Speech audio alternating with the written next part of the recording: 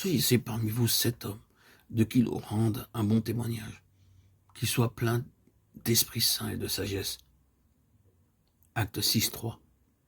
Il y a de nos jours une très grande perte parmi le peuple de Dieu, à cause de l'inobservation de la parole de Dieu.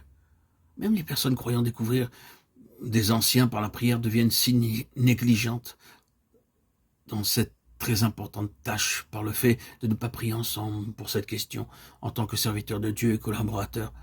Ainsi, elles se laissent gouverner par les qualifications humaines de la personne, par sa capacité de parler ou par sa position dans le monde ou tout autre avantage humain.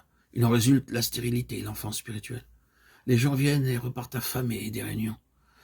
Lorsque David se repentit de son erreur, Dieu lui pardonna, car il est miséricordieux et plein de grâce. Si nous nous humilions et confessons notre faillite, notre erreur, il nous pardonne et nous aide à recouvrer chaque perte.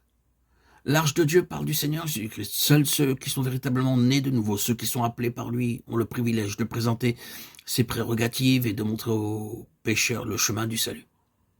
Hélas, nous voyons de nos jours tant d'hommes qui n'ont jamais été appelés par Dieu pour son service et qui sont poussés dans les champs de mission.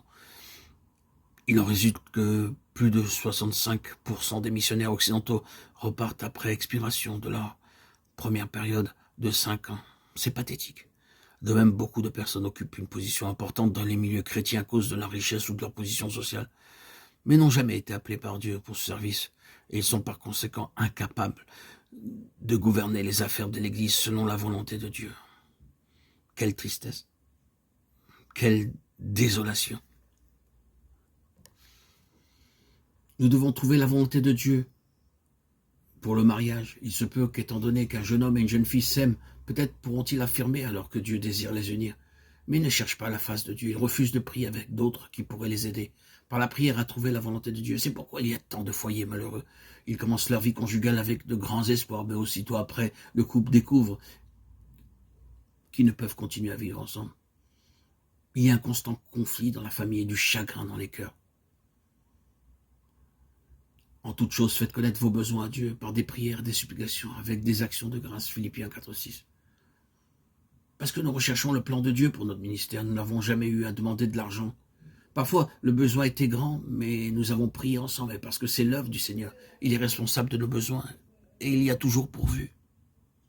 Nous n'avons jamais été obligés d'attendre un seul jour pour payer une facture. Quelle que soit notre responsabilité dans le service de Dieu, nous devons toujours chercher la face de Dieu et son plan.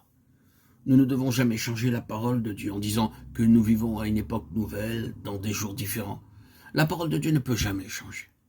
Ainsi, priez afin que Dieu vous aide à recouvrer toute perte. Si dans votre vie conjugale, vous repentez vraiment tous les deux et de l'erreur que vous avez commise, si vous demandez le pardon de Dieu, alors assurément, il vous pardonnera et vous ne recouvrerez pas seulement toute perte, mais il utilisera vos vies pour bénir d'autres.